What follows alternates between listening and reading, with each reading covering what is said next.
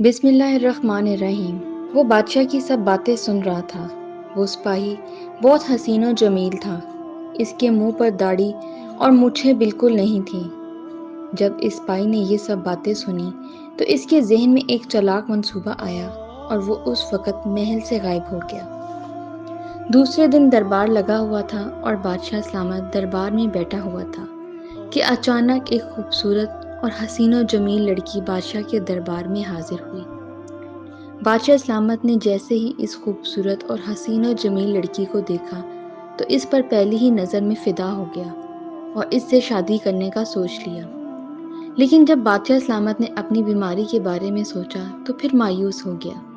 لیکن پھر بادشاہ سلامت نے سوچا کہ اگر میں اس لڑکی سے شادی کر لوں تو یہ میری ہر ضرورت کا خیال رکھے گی اور میں اس سے اپنا دکھ سکھ بانٹ لوں گا۔ اور اس نے سوچا کہ میں اپنی بیماری کا راز اس لڑکی کو بعد میں بتا دوں گا۔ تھوڑی دیر سوچنے کے بعد بادشاہ سلامت نے قاضی کو حکم دیا کہ تم میرا نکاح اس لڑکی کے ساتھ پڑھا دو۔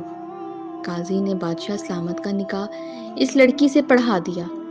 اس کے بعد جب رات ہوئی تو بادشاہ سلامت اپنے کمرے میں گیا تو ملکہ اس کا انتظار کر رہی تھی۔ لیکن بادشاہ سلامت نے پہلے لمحے میں ہی اپنی بیماری کے بارے میں بتا دیا۔ ملکہ نے کہا، بادشاہ سلامت، میں آپ کی بیوی بن گئی ہوں۔ یہ بات میرے لیے بحث شرف ہے۔ انشاءاللہ جب اللہ نے چاہا تو آپ بالکل صحت یاب ہو جائیں گے۔ بادشاہ بڑا حیران و پریشان ہوا کہ ملکہ اتنی آسانی سے کیسے خاموش ہو گئی۔ پھر بادشاہ سلامت اپنے کمرے سے چلا گیا۔ وقت گزرتا رہا اور بادشاہ ملکہ کے ساتھ ہنسی خوشی زندگی گزار رہا تھا۔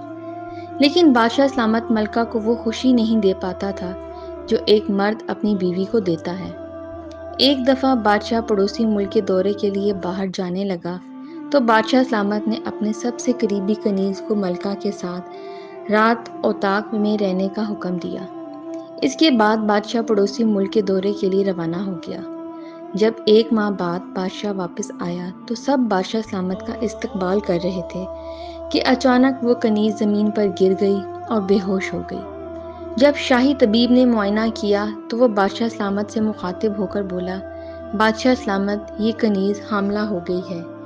یہ خبر سن کر بادشاہ بڑا پریشان ہوا کہ میں اپنی بیوی کی وجہ سے میں نے اس کنیز کو چھوا تک نہیں، اور جب تمام دربار والوں سے پوچھا گیا تو سب نے یہی کہا کہ ہم تو کنیز کو ابھی تک ہاتھ بھی نہیں لگایا۔ یہ سن کر بادشاہ نے پریشان ہوا، آخر میرے پیچھے سے کس زنا کیا ہے جس سے وہ حاملہ ہو گئی؟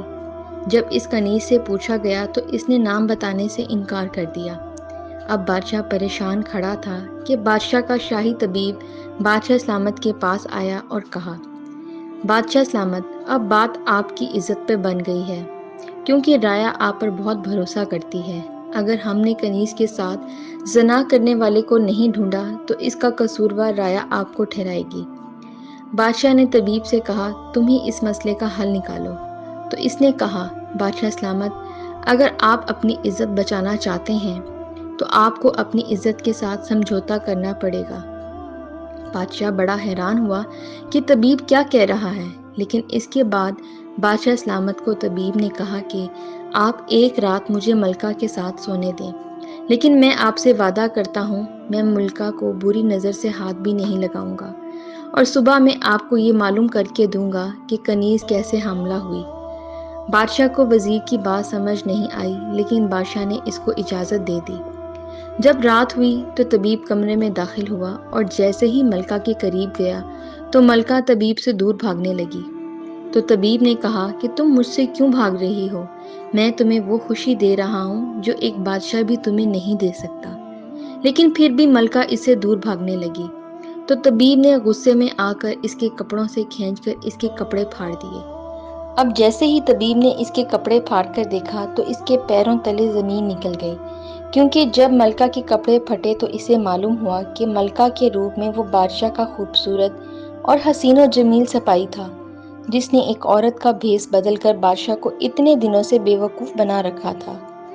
طبیب نے تلوار اس کی گردن پہ رکھ دی اور بادشاہ کے پاس لے گیا، اور بادشاہ کو کہا کہ بادشاہ سلامت، کنیز کے حاملہ ہونے میں ملکہ کا ہاتھ ہے۔ یہ سن کر تمام درباری اور بادشاہ بھی ہنسنے لگا کہ عورت کا دوسری عورت کے حاملہ ہونے میں کیسے ہاتھ ہو سکتا ہے۔ تو اس طبیب نے کہا، بادشاہ سلامت، جس کو آپ نے ملکہ سمجھ کر اس کے ساتھ شادی کی ہے، وہ آپ اتنے دنوں سے اس کے ساتھ رہ رہے تھے، وہ کوئی خوبصورت حسین و جمیل لڑکی نہیں بلکہ عورت میں آپ کا حسین و جمیل سپاہی ہے۔ یہ سن کر بادشاہ بڑا حیران ہوا اور سخت غصے میں آ گیا، اور اس نے حکم دیا کہ اس سپاہی کو میرے قدموں میں جھکا دو۔ پھر بادشاہ نے اس سے پوچھا، کیا یہ طبیب سچ کہہ رہا ہے؟ تو اس نے اپنے سر سے نکلی بال اتار لیے، اور پھر اس نے کہا، بادشاہ سلامت، جب مجھے آپ کی نامردگی کے بارے میں پتہ چلا تو اسی وقت یہ منصوبہ میرے ذہن میں آیا کہ میں ملکہ کے روپ میں آپ کے عیش و عشرت کے ساتھ زندگی گزاروں گا۔ اور اس دن جب آپ پڑوسی ملک سے دورے پہ گئے اور جب آپ نے کنیز کو میرے ساتھ کمرے میں سونے کا حکم دیا تو میں خود پر قابو نہ رکھ سکا، اور میں اس رات کنیز کے ساتھ زنا کر بیٹھا، اور جس سے وہ حاملہ ہو گئی۔ بادشاہ نے جب یہ سب باتیں سنی تو بادشاہ نے ان دونوں کو عمر قید کی سزا سنا دی۔ اس کے بعد اس شاہی طبیب نے بادشاہ سلامت کا علاج کیا، اور پھر بادشاہ سلامت چند ماہ بعد بالکل صحت یاب ہو گیا، اور بادشاہ سلامت کی مردانگی واپس آ گئی۔